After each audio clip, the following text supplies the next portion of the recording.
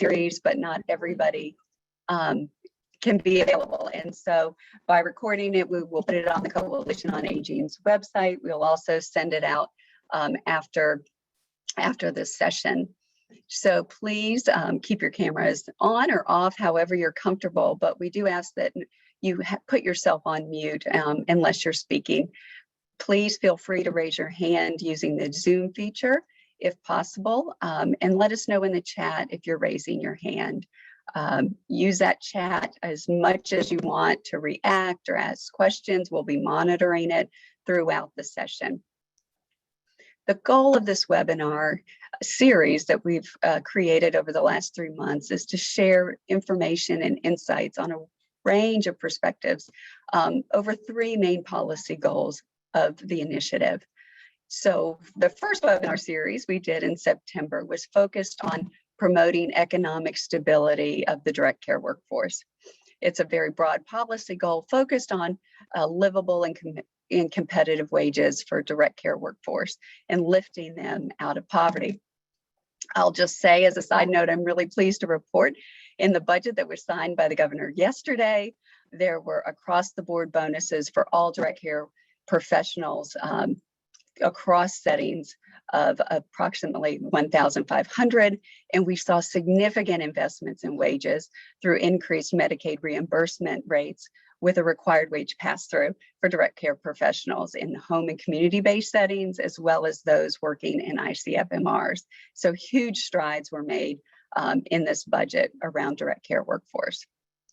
In October, we focused on exploring innovations and improving direct care jobs. We had conversations about what was being done across North Carolina communities and across the country around recruitment, retaining, training, curriculum.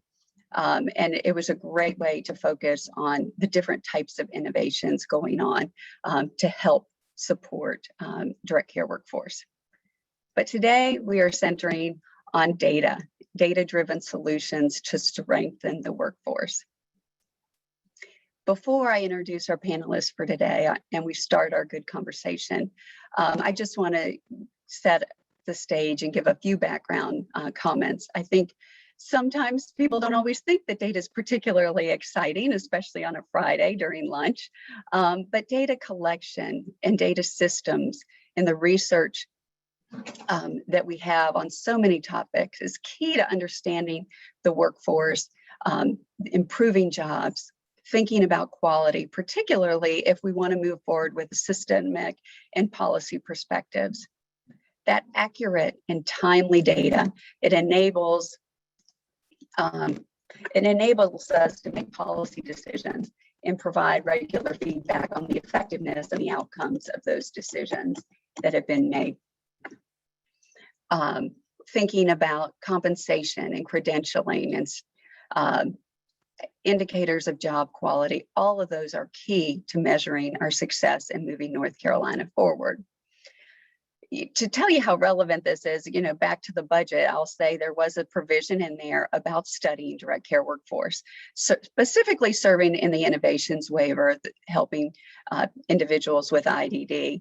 And so over the next 5 years, North Carolina is going to be looking at data in terms of wages for those workers and being able to focus on not just the number of workers who are licensed or not licensed, looking at the hours that they worked, the wages, the range of those wages, and the length of employment. So that's a real practical way that North Carolina is going to be examining data for that group of workers over the next 5 years. But we want to think about it more broadly in terms of all direct care workforce. So we know we will benefit from more detailed information on the differences between those different occupations in those long-term care settings, looking at targeted solutions. In addition to that kind of hardcore demographic data, we also need to hear from direct care workers themselves and consumers about their experiences and their challenges and their aspirations. So when we talk about data, we have all kinds of methods that we need to be examining. So with that, I'd like to briefly introduce our expert panelists that are with us here today.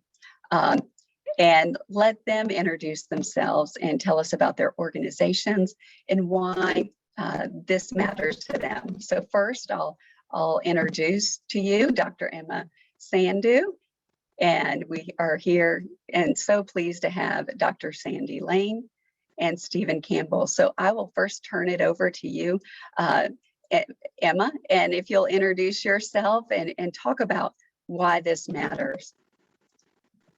Great, thank you, Heather. I'm the Associate Director of Strategy and Planning for North Carolina Medicaid.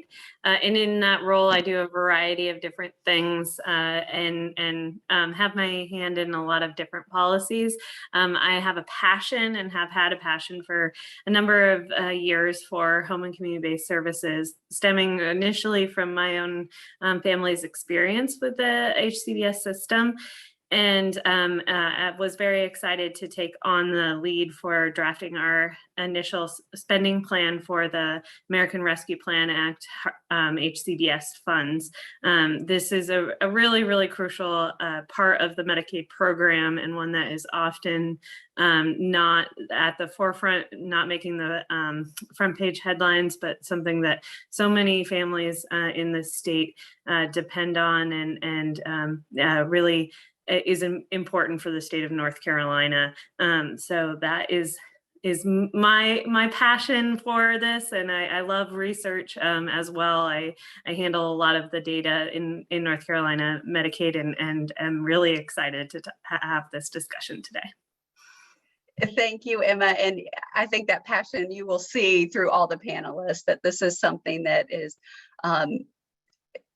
full of our hearts and energizes us. And in this point in time, it's just been particularly exciting with opportunities we have never imagined. So thank you for being here.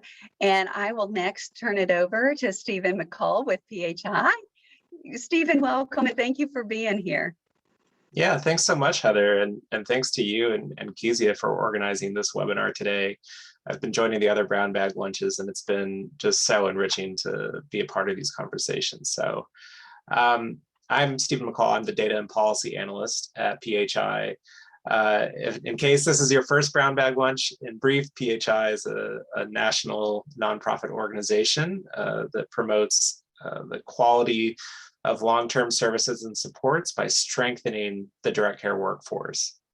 In my role specifically, I'm our lead data analyst, and I track policy and practice trends related to this workforce in all 50 states.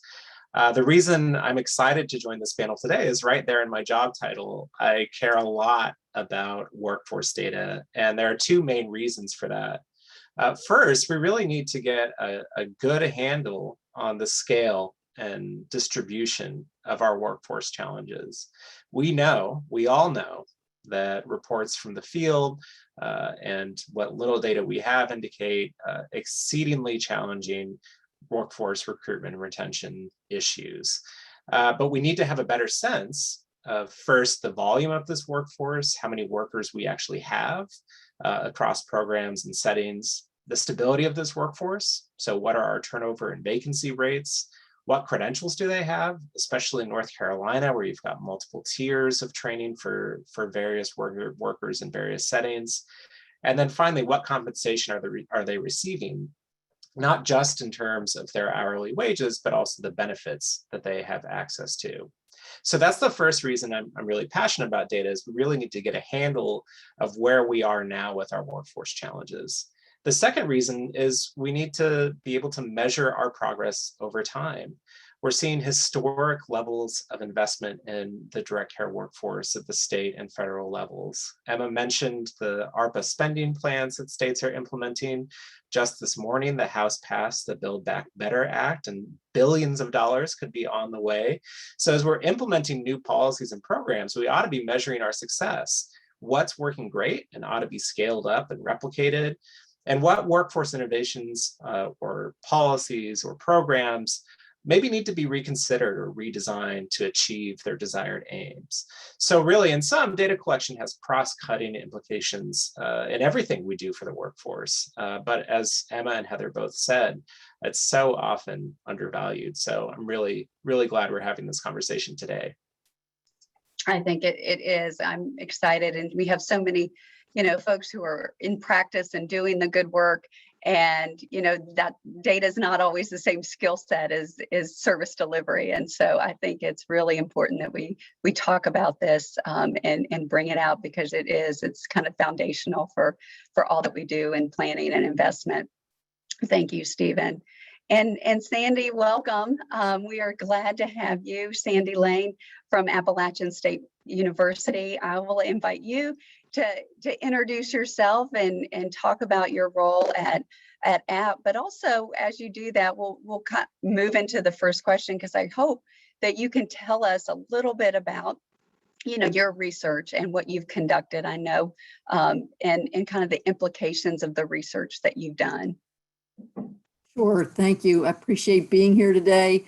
I believe this is an extremely important topic, and the work that has gone on prior to Essential Jobs, Essential Care, I think really provided some good grassroots efforts, thanks to some of the colleagues on this call and those that joined this initiative before my time.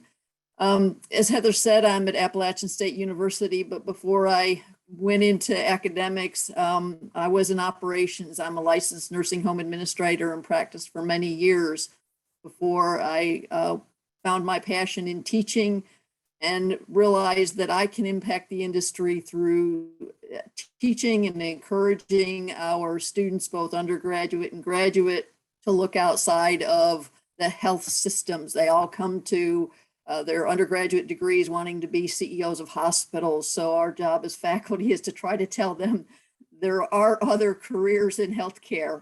We're fortunate to have great organizations that we can place our students for internships in that help them understand the value of the other sectors of healthcare along the continuum. So my role, both as an educator and a researcher, I have focused on the long-term care arena in my research. Initially, I worked with disaster preparedness research and looked at the vulnerability of an organization. And of course, that impacts the direct care workers.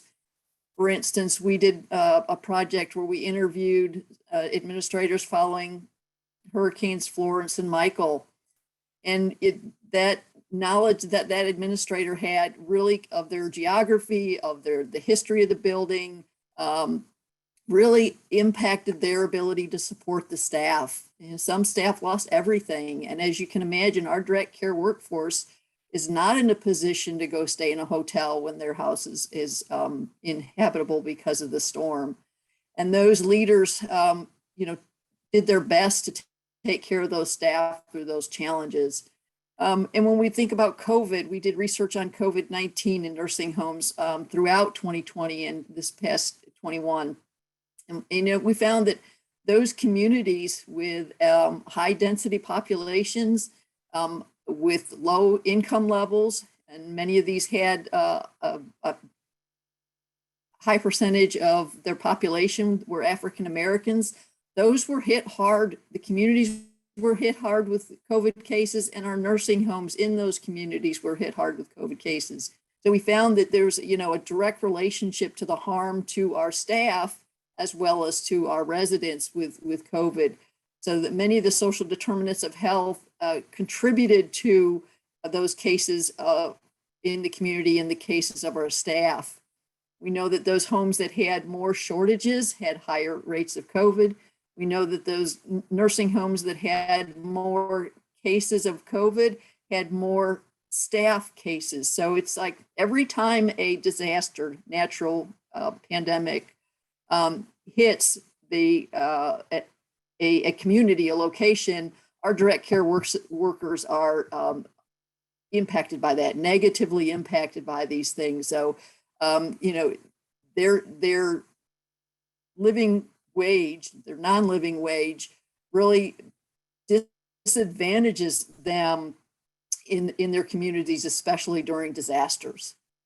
So in the spring of 20, at the very onset of COVID in North Carolina, we were in the process of conducting a direct care worker satisfaction survey supported by the North Carolina Healthcare Facilities Association. And so we used the Benjamin Rose nurse aid survey and surveyed our direct care workers in North Carolina during a very challenging time. But the findings really help us understand that they told us where they're dissatisfied with their workplace and the conditions in their workplace and things that are within our purview that we can fix, like communication and recognition, like listening to their suggestions and providing good feedback, understanding their complaints and, acting, making them feel part of the team, making them feel like their voice matters, are things that we as managers and leaders can do to improve the workplace. We know they're very dissatisfied with their rate of pay, but what about the way that we interact with them? What about the way we communicate with them? And what about the way we share information? All of these things they told us they were very dissatisfied with. And there are things that we can work on. We can help train our nurses to be better communicators and better leaders. Another important part that they told us was they share and help each other, that they were more satisfied with their interaction with their other direct care workers or other CNAs. They were less satisfied with the teamwork or the support they received from nurses and other workers. So our direct care workers try to support each other, but they don't think that they get support from the nurses. So that the study provided some valuable feedback about our direct care workers here in the state, and specifically nursing home nurse aides. I think we can take action related to those findings in terms of improving leadership and providing training that goes deep into our facilities. What I mean by deep is, do we train the LPNs on the floor how to communicate, how to provide support for the direct care workers? And where can we make improvements there? This past summer, we did a study on resilience, and we used the benchmark resilience tool, which was created in New Zealand. And we sent that out to assisted living and nursing home administrators and our public health directors, kind of an odd combination, but that's part of our research team. And we found that those scores on their self-reported resilience were higher when that nursing home had a higher staff satisfaction rate. So again, going back to what's the work environment like for these folks? We know that the pay is not where it belongs, but what about the other things that we have control over? What can we do about those? So I think it's important that we continue to collect data on what our direct care workers believe and think and their perception of the workforce. I think understanding them will help us to recruit as a piece of that data that we still need is what are we doing well? What aren't we doing so well? So we can look at ways to improve the work conditions in the homes.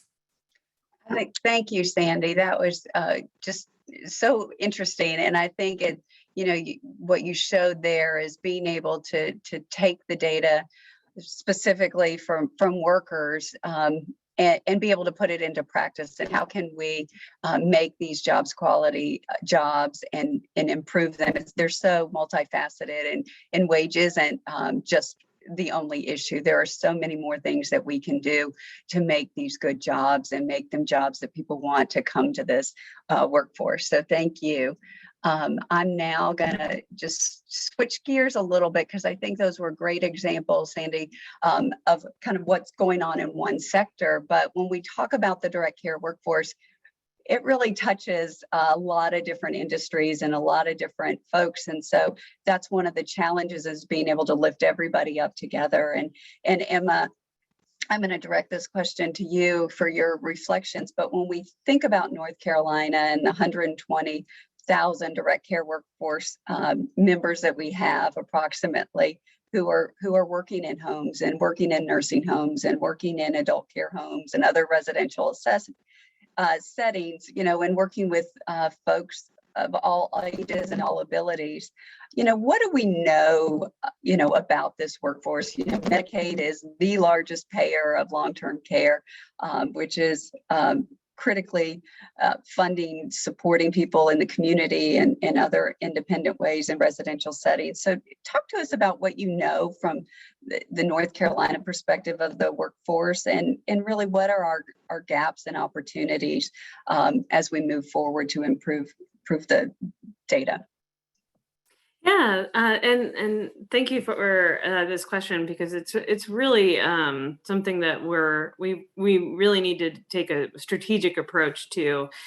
We know a lot about our Medicaid members, those receiving services, and the types of services they are receiving. We know a bit about the quality of care they're receiving, and some analytics around what sort of drives improved quality. What we don't know enough about is the workers themselves. So we also know a lot about the rates and how much we pay for the services. However, we don't always know, especially if it's a facility or a reimbursement structure through a organization, where that money goes after the rate is billed. So how much the direct care workers are making, how many direct care workers are employed by that, not necessarily direct reimbursement. And this makes it very challenging for policy solutions, such as raising each direct care worker's wage by a couple dollars per hour or something like that. If we don't have that baseline data of the number of direct care workers that are being served by each of the rates that we are providing, it's very hard to determine with a lot of accuracy which rates to increase by X amount in order to get to that X dollar increase, or that sort of policy solution. So we're really viewing a lot of the changes that have come through our American Rescue Plan Act plan and the budget that was recently passed, that will provide us with an opportunity for that data collection on the other end, so that we have a better picture, and not necessarily right away, but over the next several months and years, we can in the future be able to really target payments and be able to make those X dollar increases, because we now would have the number of direct care workers that are employed by each particular rate cell or whatnot, and be able to know how much they're getting paid, and really be able to include those policies in the reimbursement structure. But first, we need that data. And it feels so basic, but just the number of workers and how much they are paid is something that we don't have in the Medicaid program specifically. No, I appreciate that. I think, I'm glad to hear that building a more robust data system around direct care workers is on the horizon, and I'm pleased to hear that. And I'm thinking of you, Stephen. You talked about you work in 50 states, or with PHI and your workforce data. I imagine that North Carolina isn't too different in our struggles with data.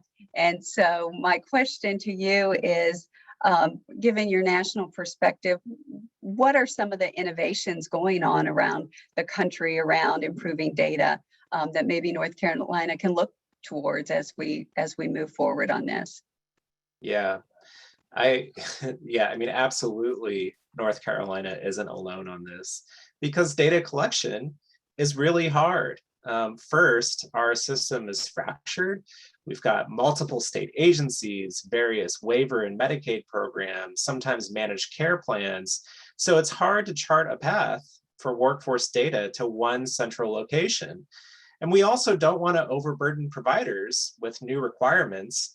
So we need to make sure that everything that we're doing is not just in service of the state, but that providers are also benefiting from the data that they're working so hard to collect. So there are a couple of good examples from across the country we can point to of where they're sort of accomplishing that.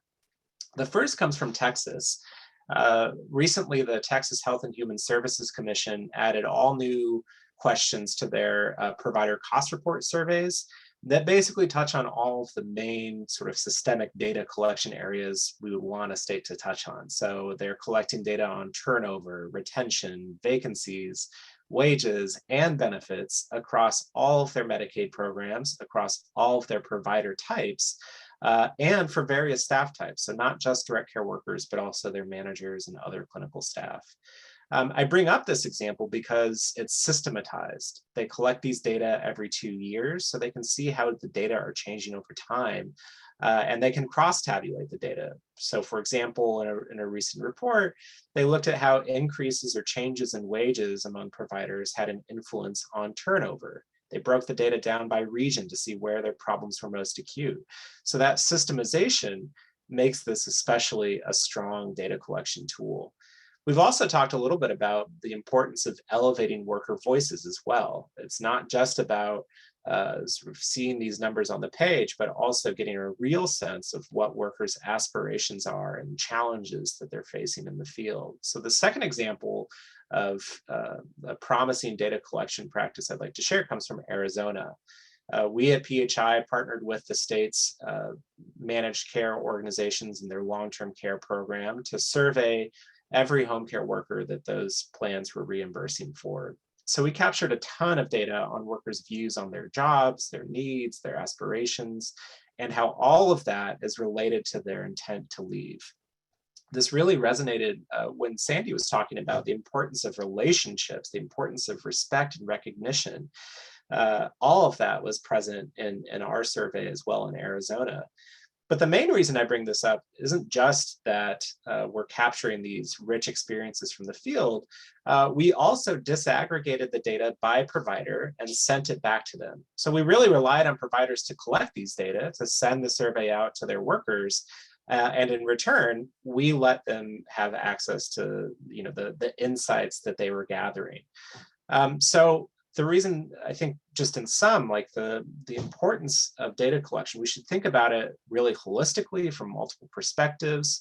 We should be thinking about aggregating data and driving systemic reform, as Emma described, but also disaggregating data for providers to use to sort of start making those behavioral changes and cultural changes that Sandi described.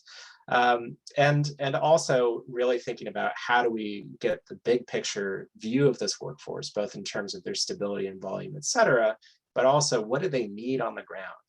All of these factors are important for policy making and making workforce interventions.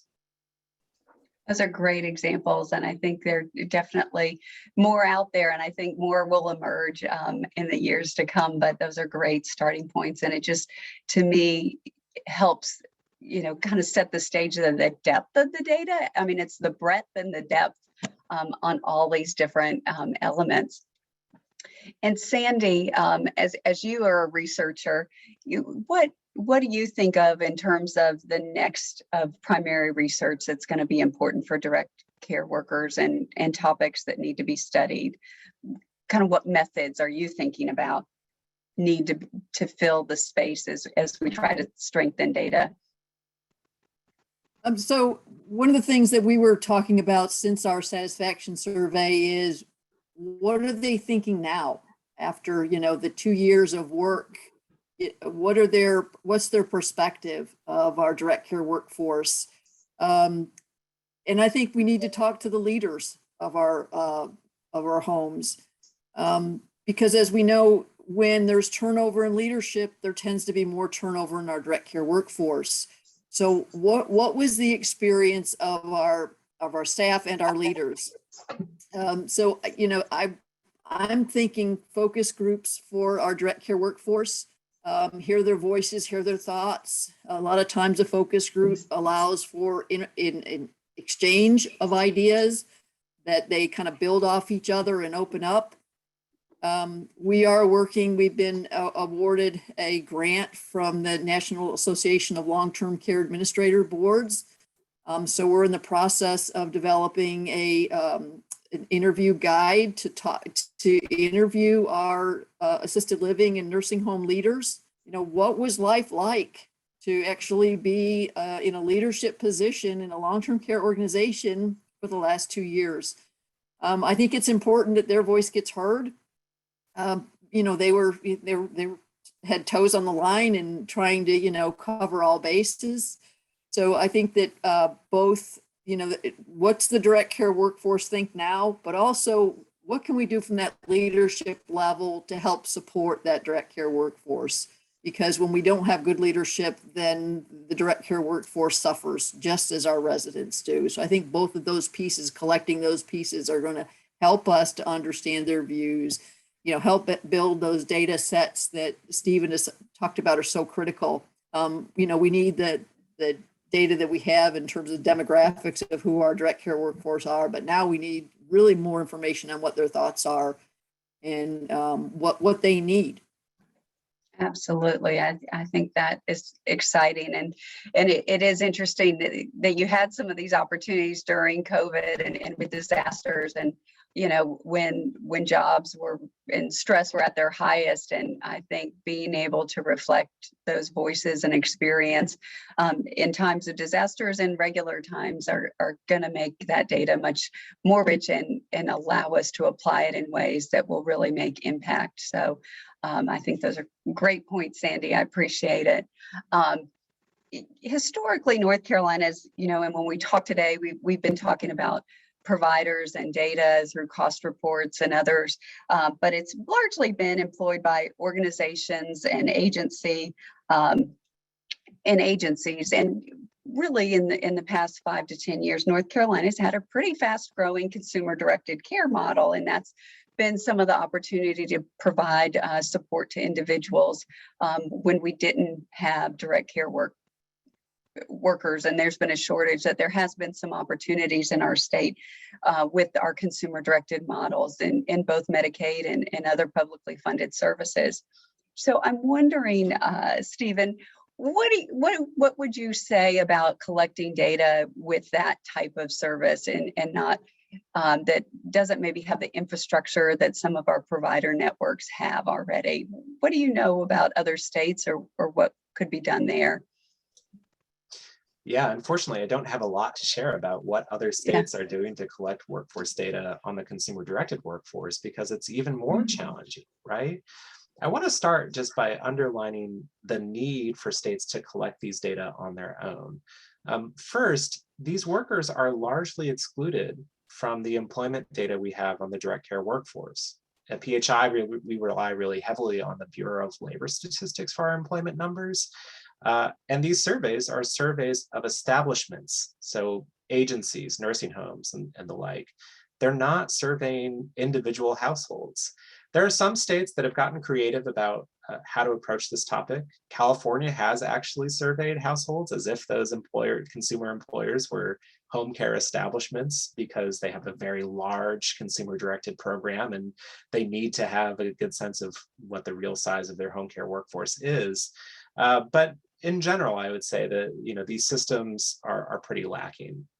The kind of fragmentation that makes data collection hard overall is especially apparent in the consumer-directed space.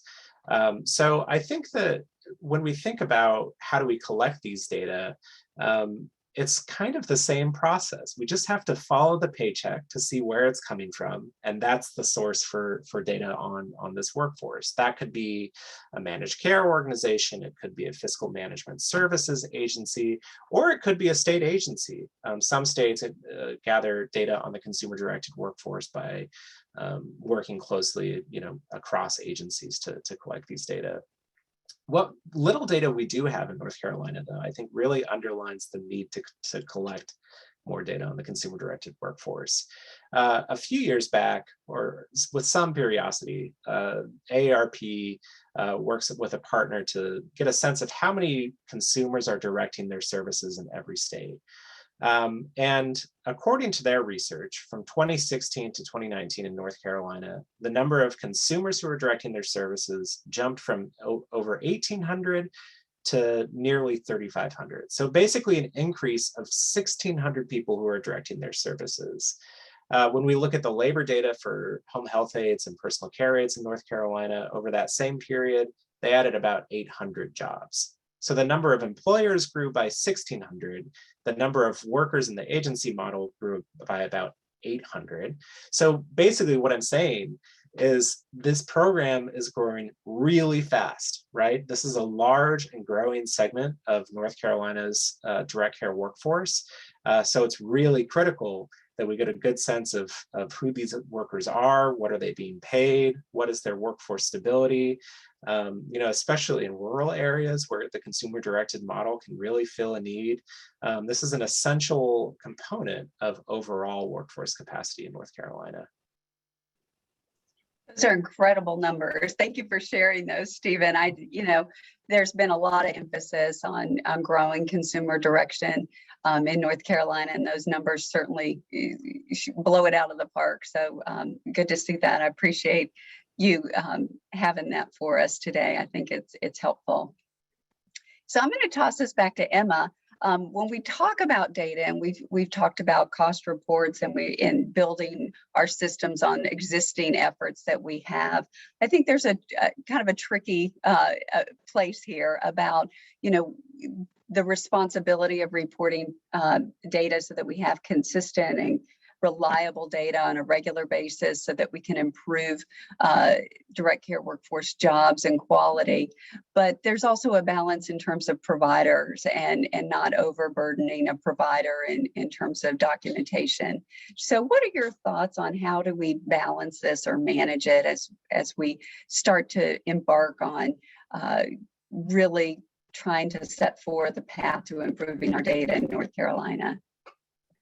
Yeah, I think this is a really huge challenge that we face, is that we don't want to be measuring for measuring's sake. And there's a lot that we can do to measure on our own with our own data, that we need to make sure that we're refining the sort of questions that we're asking so that they're not things that we can get from claims data or from other sources, that we're really thinking strategically about. This information is only available through a requirement of submitting whatever answers to specific questions or something to that deliverables from organizations for that instance. So we first need to really make sure that we're asking a limited set of questions, the right questions. But I think more than anything, we need to make sure that we are being responsive to the questions that we're asking, and not I'm sure everyone has worked at a job in their life often where those employment surveys that you get, or like your thoughts on telework is a one that's often being discussed these days, where you sit down and you put your thoughts very, very succinctly, and you really pay attention to your answers, and then they are ignored. There's nothing worse than that. People don't want to fill out surveys where they feel like their answers are going into a black box or not being responded to. So as policymakers, we really need to show the field that we are listening, that we are being responsive to the questions that are being asked, and to have results, but also to demonstrate why we're asking the questions, why this information is important. One sort of huge barrier that we'll probably get into a little bit later is that we could have the ability to do really innovative things to sort of alleviate those barriers to employment, those childcare needs and transportation needs and other things that are sort of outside the box of our traditional increasing rates or that sort of response to our workforce challenges. But first we need to know how to direct that, what those barriers are, how to really micro target all of that. And so we need to ask those questions and get more data about what the barriers to work are for people, and those may seem unrelated or intrusive unless we really demonstrate why they're important and what we hope to do about it or plan to do about it with that data that we receive. So I think it's both a strategy of limiting what you ask, but also explaining why and being responsive to the answers that you get. Thank you. Can you guys hear me? Oh, okay, great. I'm having some cursor issues and it says I'm unmuted. But anyway, it threw me off. But thank you, Emma. I appreciate that and that feedback loop and good communication. And Sandy talked about that too, you know, being able to use the data at a systems level, but also on the individual level for providers as well. And I think is, you know, a great point. I'm going to wrap up with our last question from me, and then we can open it up to other questions. We've got about 15 minutes before our lunch hour is over. So what we've been doing on these webinar series is, and I think it was Kezia's idea, we kind of have a fun pie in the sky question for our panelists to get you thinking, kind of a magic wand question. So for around data, our question for the panelists today is, if you were granted access into a secret vault of data, and it encompassed every data point around the direct care workforce within this vault, and you were able to enter it, and you were only able to take the answers to 3 data points and then exit the vault, what would be the ones that you would want to know the most? And if it's less than 3, that's fine too. But, you know, there's the possibilities are endless. And I feel like we're embarking on this new territory with new interest and investment in direct care workers. And so I'll put that out to each of you, and we'll go ahead and start with you, Sandy, and then we'll go to Stephen and Emma.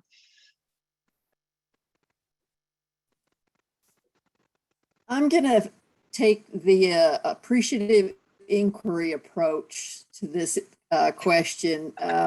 In change leadership, we try to focus on the positive as we try to initiate those changes in our organization. So my questions that would drive this data that's in the vault are, what did we do right? What work conditions are great? What did leadership do that improved your workplace experience? So I want to find out, we know a lot about things that we don't do well. So my data points that I want to look at next are those related to what we're doing well, so that we can start to build on those. Love it. Love it. Stephen? All the answers are in that vault, and you can get 3. What is it going to be? And it's across all settings, across all payers. It's national, it's international. What are the 3? Yeah, I love that. I'm going to apologize to Sandy, because in advocacy-based research, we start with the negatives. So first and foremost, I've mentioned this a few times, but turnover and vacancies. You know, I think that those are 2 that we really need to get a better sense of, just not only in terms of workforce development, but also service delivery, because we know that long, strong relationships between workers and consumers are really at the heart of quality care. I'm also going to answer your magic wand question, Heather, with a magic wand answer. I think the other data point I'd really like to know, sort of speaking to the positives, is a qualitative one. Yeah, I'd like to know from workers in North Carolina, if they had a magic wand, what's one thing they would change about their jobs? You know, I'm sure you get a lot of answers about wages, but I'm sure you'd also get a lot of answers about childcare support, about hours, about a mean supervisor, you know, things like that. I think that those data are equally as valuable as you know, turnover, retention, that sort of thing. Fabulous. Thank you. And Emma, you are now entering the vault. What are you going to leave with?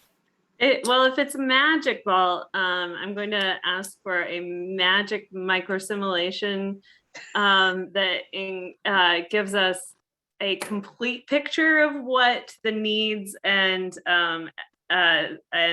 economic environment will be like over the next 20 years. Because as we know in this world, it is more than just the direct care industry.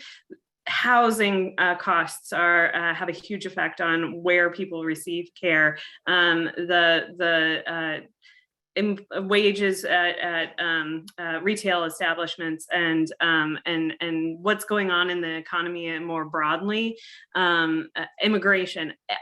There's so many parts of policy and our nation's economy that really intersect with the direct care workforce. And we have had, over especially the last year and a half, more of a reactionary understanding of what's going on in the economy, what's going on with various labor shortages in other areas that are having effects on the direct care workforce. I would like to know that ahead of time to be able to do better planning, better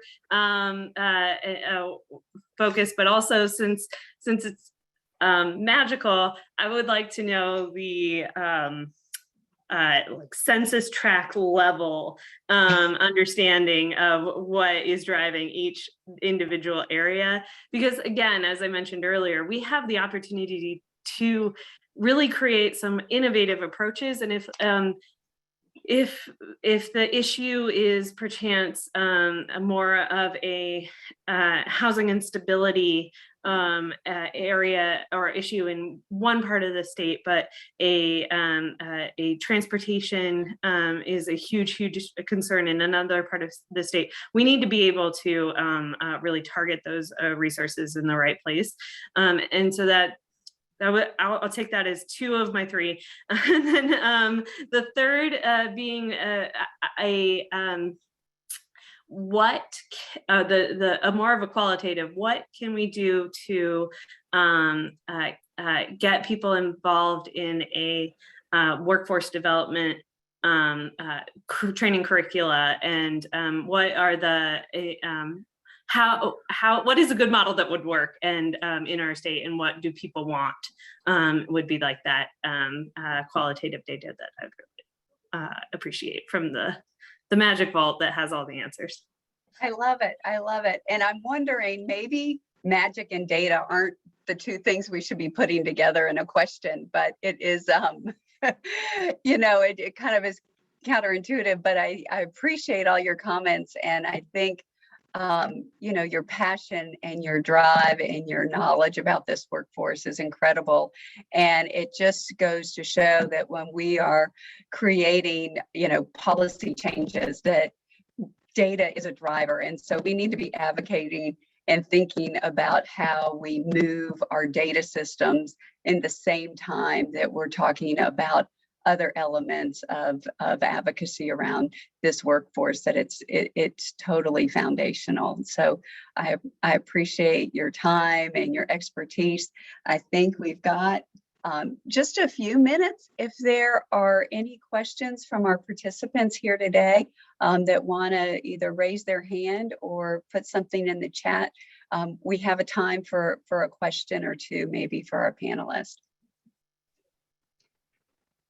Heather, we have a question from Adam, it looks like. Okay, is it in the, hey, Adam. Let's hear what your question is for our group today. All right, thanks, Heather, and thanks to the panelists. Really found that very informative. I guess this is kind of a question, kind of a statement. So just for everyone who doesn't know, I'm President and CEO of the North Carolina Healthcare Facilities Association, representing skilled nursing facilities across North Carolina. I think completely agree with the notion that data is very important and we should be making data-driven decisions. I think what I would caution us a little bit about is, I love the question about the magic vault, but not to get caught in data mining, and to also think about the larger context. I think one example I might just toss out there is, I forget which stakeholder group we've been involved in at whatever point. But some really wonderful feedback about the very low rates of turnover, wonderful levels of longevity and retention among direct care employees at the 3 state-operated neuromedical treatment centers. One data point there might be that their daily reimbursement is about 3 times the rate of private facilities. And I think there's a correlation there, certainly with the wages and the revenue those facilities receive. So I think the larger context is important. The other thing that I think would be helpful as you're trying to gather these data is to think about it on a broader scale than just the direct relationship between the employer and the employee direct care worker. Or think about it broader than just the reimbursement or the financing agency link. I think one of the things that I hear very often from individuals across North Carolina is other external components in the way, and I'm going to use here specifically the survey and licensure and enforcement division within health service regulation as it relates to nursing homes. This working environment where I'm really not, I don't know that there are too many others like this where certainly oversight and accountability is very important, and we completely support that, I think. But on occasion, and I think now is one of them, where we wonder as a country, as a state, a little far into this notion of, on any given day, a direct care worker might lose his or her job because of an honest mistake, or the perception and personal opinion of an inspector. And that is not a key component of a healthy, functioning system that supports and promotes and really desires to improve quality care. So I think 2 specific examples, but my point is data is important. I think the larger context is also very important, and we should take a both qualitative and quantitative approach to gathering relevant data for decision making. I hope that made sense, but just some reaction, and appreciate again the panelists being here today. Thank you, Adam. Any comments or remarks from the panel? Just, we talked a little bit about that, balance and burden, and I think they were great points from Adam.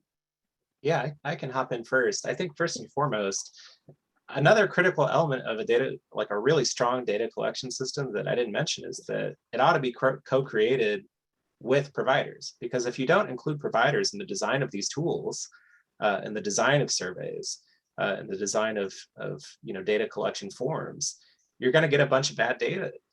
So I mean, I think that it's really important that you're taking into account from the very start of developing these systems the needs of providers as well. I think a lot of providers are probably already collecting data. So how do we just bridge the gap there? How do we make sure that those data are we're able to aggregate them? And then I think second, on this point about making sure that it's not data for data's sake, I think that one, that consideration is like a barrier to data collection systems. Like, I think a lot of states don't really want to develop these systems because they obligate them to do something about the problems that they reveal, right? So I think that, part of the reason why it's important that we all advocate for stronger data collection is not just because we hope to see change in the end, but these data are also essential to our advocacy efforts. They give so much more power to the arguments we make on behalf of this workforce. So I think that there maybe isn't a promise that good, strong data collection absolutely leads to changes in policy and practice, but they certainly inform the argument for those sort of meaningful job quality improvements. Thanks so much.